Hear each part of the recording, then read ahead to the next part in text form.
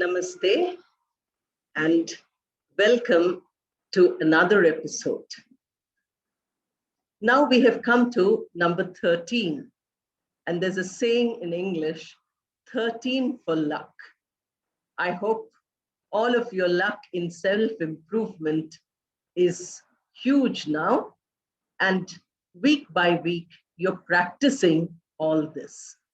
It is for me very easy to speak and tell you my ideas, but to implement those ideas, you have to work very hard. That work I cannot do for you. Nobody can do for you. Swami Srikantananda ji has great hopes that all of you will work very hard. Today, the topic which I have chosen is mental strength. Mental strength, especially during this pandemic, has become a rare commodity. We know that the virus is attacking the physical body and it is creating an illness.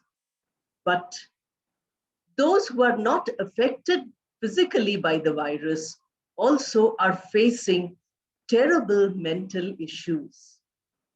So what we require in this pandemic, apart from oxygen and all the medicines and good rest and good food, we require mental strength. Mental strength is going to solve a lot of problems. And that is what we need to practice. Not only youth, but even people who are at different ages in their life, different levels of maturity in their life. We all need to, together and individually, work towards mental strength. Why am I saying that mental strength is so important? That is because sometimes our mind becomes our own enemy. Our mind creates problems for us, and it takes away the strength and makes us very weak mentally. So it is not necessarily external things that give us mental weakness or mental strength. Most often it is something internal. Whenever I speak to youngsters, many youth who are coming these days for counseling to VIHE Hyderabad, I find that their own problem is that they think too much and they don't orient those thoughts. They don't balance those thoughts. They accept everything. One day we did reading. Many of us read many things, but the moment you start applying those things to yourself, there the problem lies. People who are well placed, who are intelligent, who are educated, as well as people who are very unfortunate in this terrible situation that is going on all over. All people are getting depressed. That shows that you lack mental strength. Depression, stress, sorrow, excess of brooding, these are all signs of mental weakness.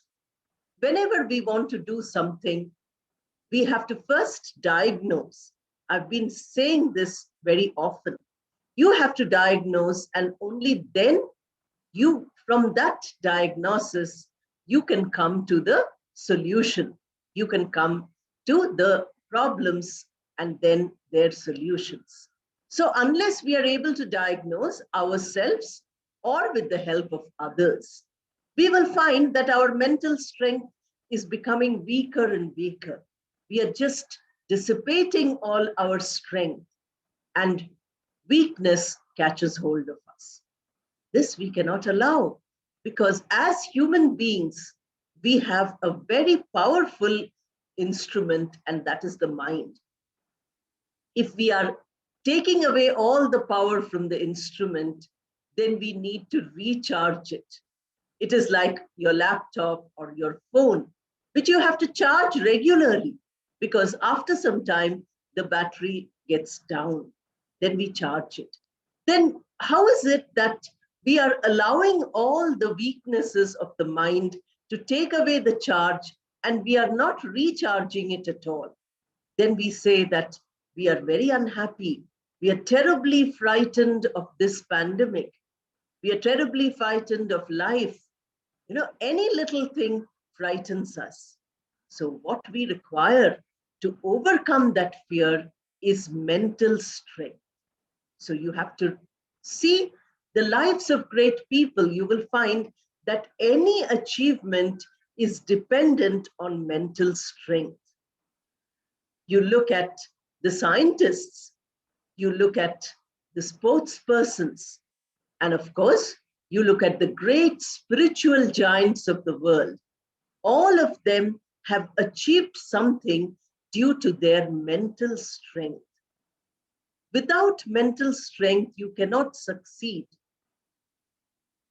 Just imagine when people showed Gautam Buddha the dead body or the old age or the suffering of the poor. He did not get depressed and say, okay, I can do nothing. He used his mental strength to renounce everything. It must have been so difficult for him. People very often sympathize with the persons he left behind. But many people don't sympathize with him. Imagine what it requires for a prince to give up the entire life as he knows it and go in search of the solution to this problem of old age and death and suffering. That is what makes him the great Lord Buddha, because he had mental strength. All his achievements come because of his mental strength. Look at the story of Lord Jesus Christ. He's suffering intensely because his living body has been nailed to the cross. But he does not lose his mental strength. Physical suffering does not make his strength less. He says, Father, forgive them because they do not know what they are doing. Those who are torturing me, I don't want to curse them. I don't want to say that they should be punished. Instead, what I would like to say is, let they be forgiven because they do not know what they are doing. So if they commit a mistake they commit a crime like this only because of their ignorance, then please don't punish them. It shows nothing about the greatness of the people who put him on the cross, but it shows the greatness of Jesus Christ, who could forgive even in this trying situation. Now, when we come to Sri Ramakrishna, you find what great mental strength he has. He renounced everything. And then, when people said that, especially his mother was so worried that he's losing his mental balance because of his sadhana, we should get him married. Usually a person would have said, no, I cannot get married because I have renounced the world. Sri Ramakrishna said, don't worry, you don't have to search for the girl. There is a girl earmarked in that place. Please go there, you will find that girl. And therefore, in spite of being completely renounced, he accepted the bond, what he considered to be as the bondage of marriage. Theirs was a very beautiful marriage, very spiritual marriage. And this could only happen because both of them had great mental strength. We have the example of Holy Mother Sharada Devi. Once they were all going to the festival. This was in 1885. And they were going to a huge Vaishnava festival. The women devotees were also going. They said, Mother, can we take Mother along? They asked Sri Ramakrishna. He did not give an answer. He said, find out from her if she wants to go. Of course, the mother would have loved to go. But when she heard, what did the master say? What did Sri Ramakrishna say? He said, ask her. Look at mother's mental strength. If we are deprived of what we want, We feel so upset, we feel so depressed. Mother wanted to go, but she knew that he did not want that. He was leaving the decision to her. Who can make a decision? Only a person who has great mental strength. Then she said, no, I don't think I will go today. She is depriving herself.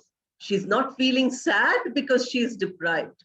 She's feeling joyous because she herself narrates later that the master said, I'm happy you didn't come, because if they saw both of us together, they would have made some adverse comment. The whole spiritual atmosphere would have got spoiled by these cheap comments. How did mother know? She knew by her intuitive knowledge. And how did she deprive herself? How did she stop herself from going, from doing what she wanted? That is because she used her mental strength. At each point in his life, we find Swami Vivekananda using his mental strength. Somebody asked me the other day by saying, how is it you say Swamiji's life was very difficult? He's a great leader. He's a great spiritual person. How can his life be difficult? His life must have been very simple. It wasn't like that. At every point, he used to struggle. He had so much struggle. But why did he succeed? Why do we today venerate Swamiji? Why do we consider him as one of the greatest people in the world? Because of his mental strength. In all adverse situations, Swamiji had mental strength. He had support from others, no doubt about it. But he used a lot of mental strength in whatever he wanted to do. And this mental strength, you will know, you will see, and you will learn when you read the lives of these great people. If you familiarize yourself with their struggles, with how they have built up their mental strength, it will help you in your self-improvement. Remember that we always use what is called as models. We use role models. These great lives who have experienced everything are our role models. Sometimes we take role models as people whom we read about in literature, literary characters, or we take as role models sports persons or great inventors. Many youngsters used to take role models. They say Bill Gates, Steve Jobs, or Stephen Hawking, like that. So let us learn the good things from them. It is not as though their lives are always perfect, that they have done everything right, but they have lessons for us. And if we take these lessons from them, we will become mentally strong. So let us, as I told you already many times, let us understand ourselves. Let us get to know ourselves. And then let us build mental strength. Now, you might ask a question, what is the process of doing it? So I would like to mention to you some 8 points, which you can try out. Maybe after trying, you will come across another 8 points, which I never mentioned. And then you will say, okay, I can do a lot of mental improvement. I can do a lot of, exercises to build up my mental strength. I don't really need only others' ideas. I have ideas of my own. That is real self-improvement. When you become independent of others, when you become your own teacher, when you start depending only on yourself, then your mental strength is excellent. This is what we need to remember. So let us see the first point, and that is that you have to use your mental energy productively. Mental energy, all of us have. I have already told you, we have physical energy, We have mental energy, we have spiritual energy. Now, if you start using your mental energy productively, that means usefully, that will be very beneficial.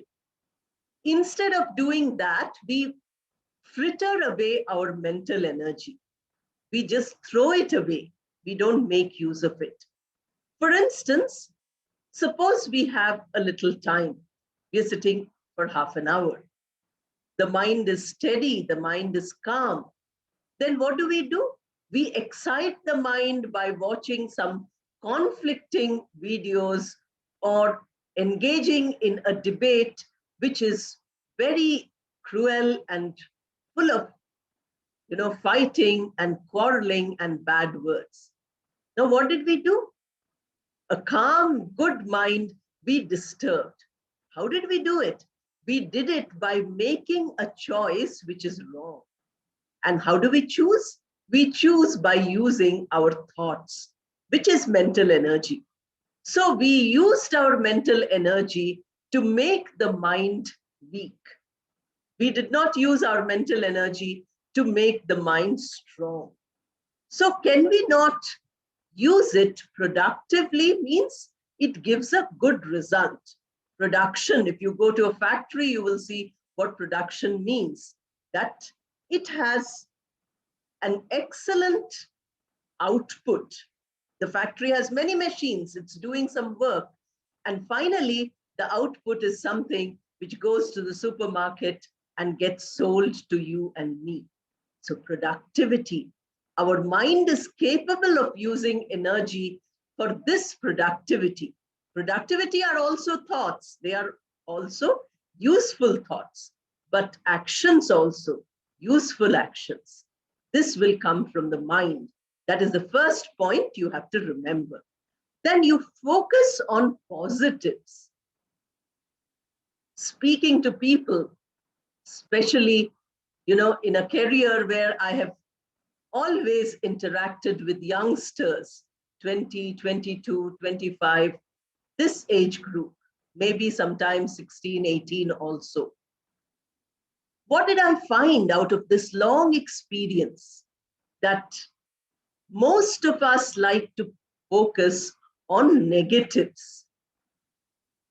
Madam, I cannot do this. Madam, others are better than me. Please excuse me. I will not be able to help you. I will not be able to do this. All the time we are negating our capabilities. We are telling ourselves, I'm not good, I'm not good, I'm not good.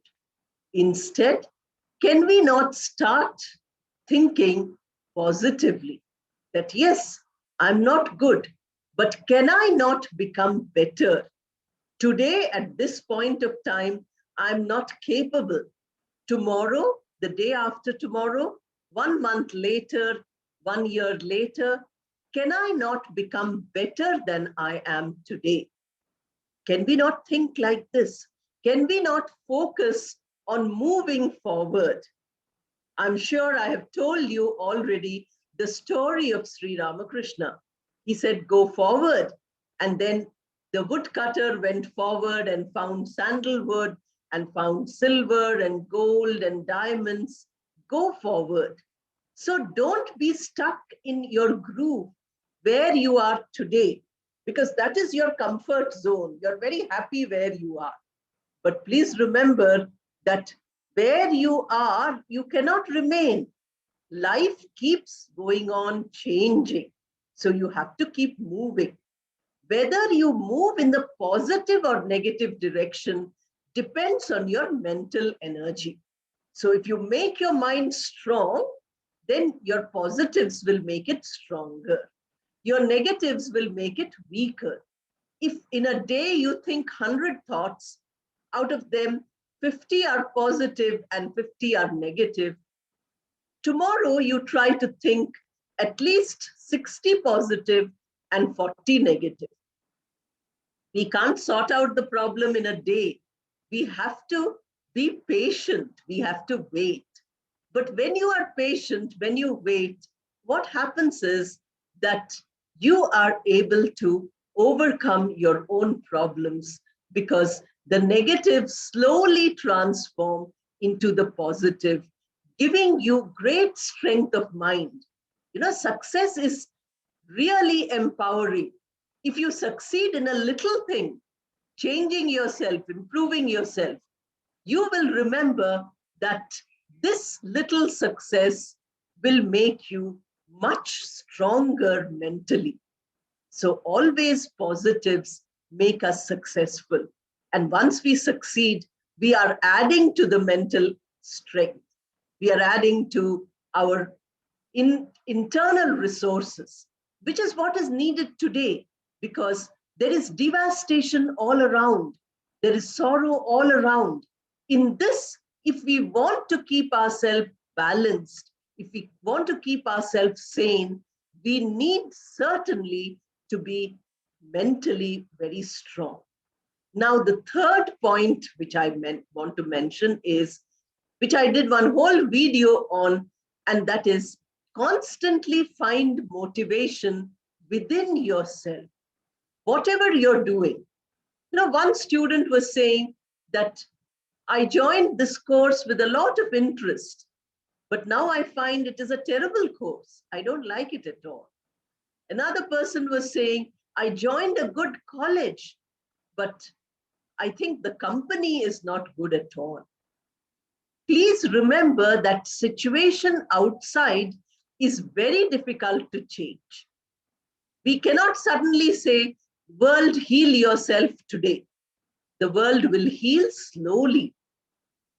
And so also our internal healing. We have to find motivation inside by saying that the situation is like this. Can I adjust? Can I adapt? Can I become better? This is motivating. And one problem about motivation is that it is for a short period of time. Motivation does not happen for a very long period of time. So we have to motivate ourselves short periods constantly. Again and again and again, we need to motivate ourselves. Unless we can do that, our motivation does not stay. You are motivated now at this hour. Next hour, you feel totally demotivated. Demotivation is mental weakness. Motivation is mental strength. So as long as you can keep yourself and others, I'm not saying only yourself and others motivated. By your motivation, by your positive talk, everybody else also gets motivated. So we are doing something for others also. So find this motivation within yourself. Every task which you do, even if it is a difficult task, even if you don't like doing it, some people love one subject, they don't love the other subjects which they have to study. They go on studying what they love and they ignore what they don't like. Obviously, the result is bad. Always do the more difficult thing first, because what you like, you are already good at. What you don't like, you need to practice. There is no good subject and bad subject. There is no good decision and bad decision. We have to all the time think in such a way that we are motivated by everything. Even if it is a tough task, it's a boring task, it is a laborious task, still it is motivating. If we can think like that, that is very good for self-improvement. We all want to improve ourselves, and this improvement will come to you when you are able to do that. Now, cultivate disciplined habits. Very often our mental energy is getting wasted because we are involving the mind in habitual action. Imagine getting up in the morning and saying, should I walk today or should I not walk? Should I eat my breakfast today or should I not eat? Should I do my work today or should I not do? How much of your mental strength you are wasting in this? You get up, obviously. If you're health conscious, you go for a walk. When you're hungry, you have to eat your breakfast. There is no decision making about it. Why are we using up our mental strength in such a way that we are getting mentally weak by using up our energy? When you work very hard, you need rest. So if the mind keeps working hard, it needs rest. Then you are losing out a lot of beneficial things which you need to have. If you do like this, then you have to remember that if we cultivate habits, if disciplined habits are cultivated, that makes the mind strong. Make yourself realize that this is a habitual action. This action does not require any decision making. So it is a habit, and this habit should become a part of my discipline. It should not involve my mind. It should not take away my mental energy and make me mentally weak. When you start thinking like that about your mind, then you find that the mind becomes your friend. Otherwise, as I mentioned earlier, the mind becomes your enemy. You are not able to do anything much because your mind is your enemy. Most of us are struggling today because of the enemy which is within ourselves. Leave alone the outside enemies, leave alone the viruses and infections. The real enemy which is weakening us is within us. And that we have to remove. That we have to do away with completely. Only then mental strength can come. Then, if you are a thinker, if you think a lot, many youngsters, especially educated youngsters, they think a lot. That is wonderful. Great people in the world have become great because of their ability to think. But now you see what kind of thoughts come to you. I have done an entire episode on creative thinking. Remember? That is what I'm mentioning once more. If your thoughts take a creative channel, if you turn your thoughts into a creative channel, then your mental strength increases. As I told you already just now, that any achievement makes us mentally strong. So you put your mind into a creative channel, you do something creative, then you can congratulate yourself by saying, oh, wonderful, I have done a great thing today. This is what we all need to aim for.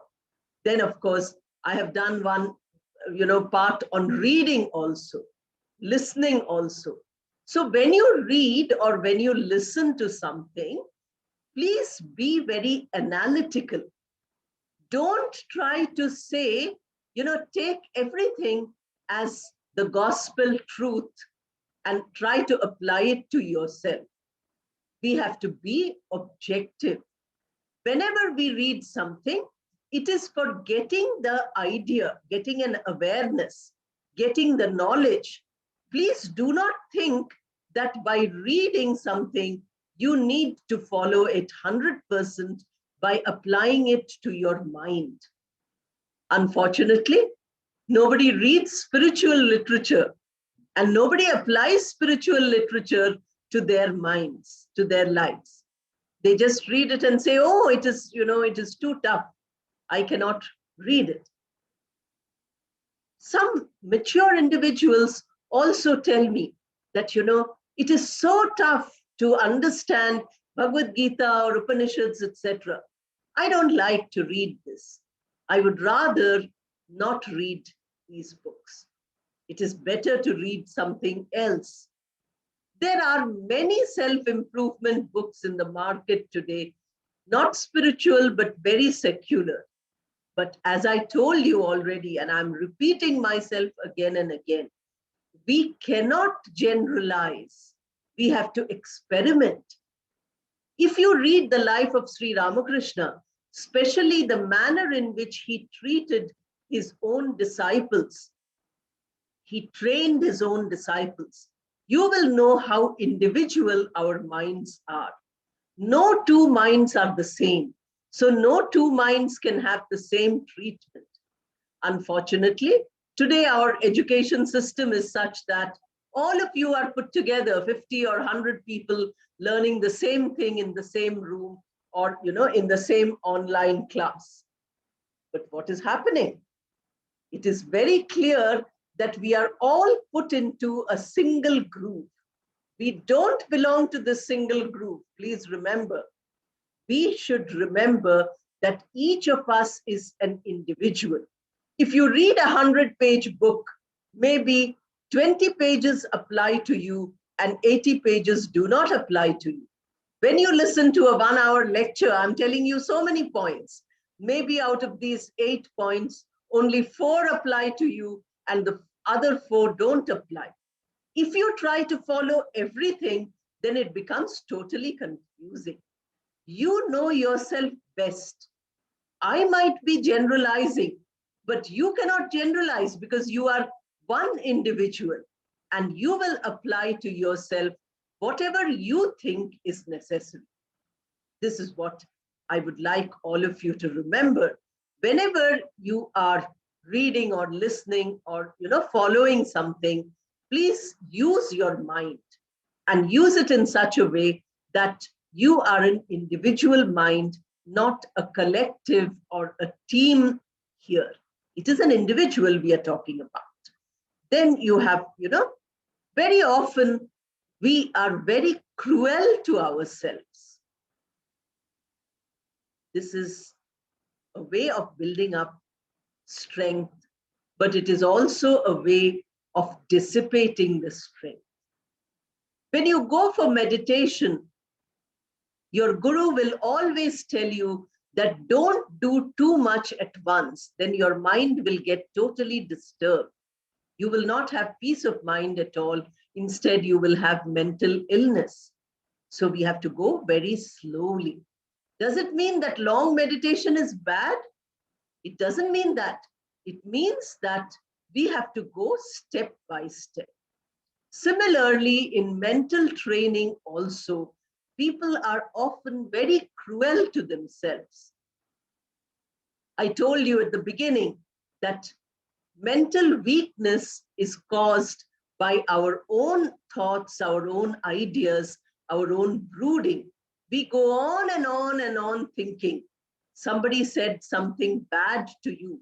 Suppose they scolded you or they used bad words against you. For days together, you keep thinking about those words. The words keep playing in your mind. What is happening? You're giving up your mental strength and you are becoming mentally weak. Instead, what we have to do, somebody has said very bad words to me. Now, let me analyze these bad words and let me try to superimpose some good words. You try to put on top. You superimpose the good words over those bad words. Slowly, you try to wash. Like if there's a mark in our clothes, we wash it nicely. So you go on washing and washing and washing. Finally, what do you see? You see that the good word has removed the bad word.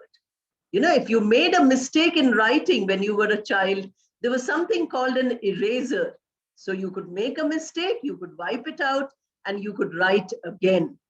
When you started writing with a pen, it became difficult because if you erase the pen, it still leaves a mark.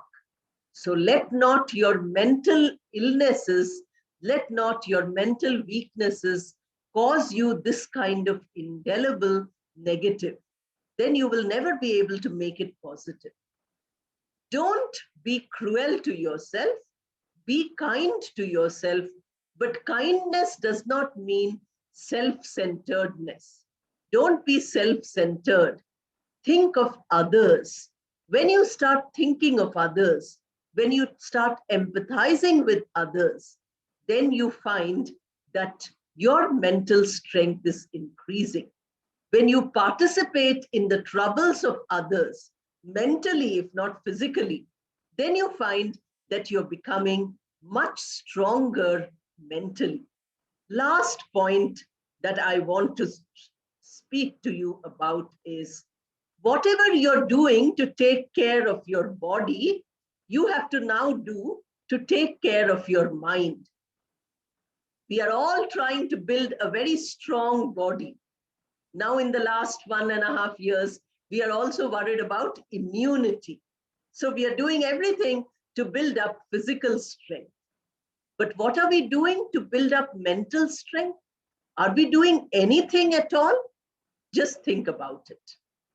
Feed with good thoughts, feed your mind. Clothe your mind by putting positives, good clothes, decent clothes. Exercise your mind by thinking what is right and what is wrong. And of course, give this mind a lot of rest. Don't keep thinking round and round the same thing. Allow your mind to get mental rest. So all these things we are doing for our body, but we are ignoring the mind. Now, mental strength comes when we do all this. So please try. Don't believe only what I say, unless you try, and then you can, of course, argue with me by saying whatever you said is not correct. I'll be so happy because you have found the right way yourself. You did not depend on my way.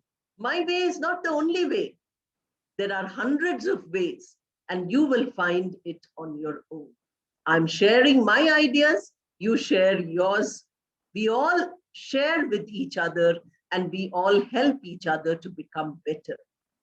Namaste and thank you.